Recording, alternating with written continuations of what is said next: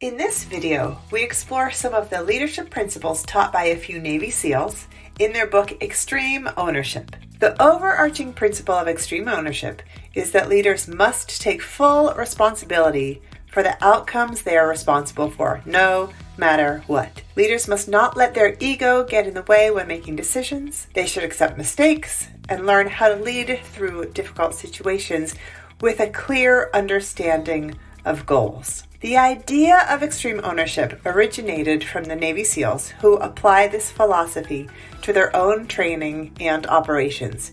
It's a way of life for them and something that they strive for in every mission. Practicing extreme ownership can help a leader develop effective communication skills, acknowledge mistakes made by themselves and by others, and become more confident in their leadership ability. It can also help create an environment of trust within a team, which is essential for any successful venture. The principles of extreme ownership can be applied to any organization, from a small business to a large corporation. By taking full responsibility for the success and failure of their teams, leaders can foster an environment of accountability and trust that will lead to better results. There are four main components in extreme ownership. 1. Cover and move. 2. Simple. 3. Prioritize and execute. 4. Decentralized command. Let's dive into each one now. Cover and move is about teamwork. Smaller teams should work within larger teams, and sometimes conflict arises. This conflict can create safety concerns. To remain focused on the project, the leader must work to reduce the friction between the smaller teams. This will help to promote and support the teams working together. Simple refers to taking ownership to reduce the safety concerns of the group. Extreme ownership requires the leader to ensure the team fully understands their role and contribution to the success of the project. Prioritize and execute.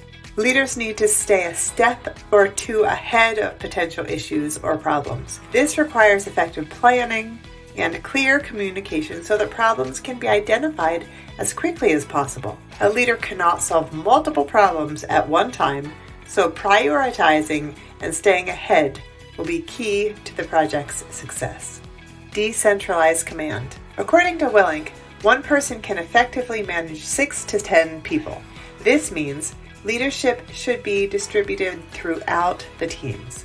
This requires the leader to explain the plan to everyone. Clear and concise communication is important.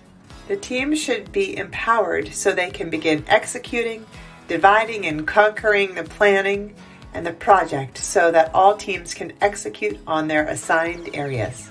Everyone is a leader, and they need to know the why. Reflecting on the four components of extreme ownership, it is clear that effective leadership requires more than just taking responsibility.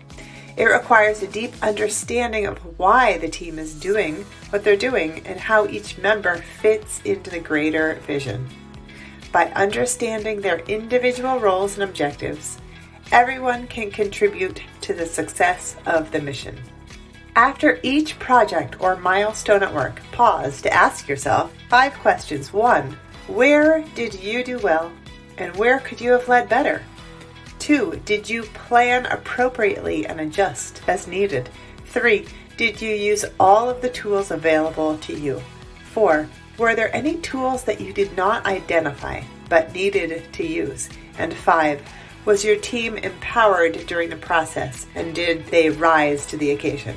Use this feedback and reflection to help improve future projects. The bottom line is that extreme ownership is a powerful tool for any leader.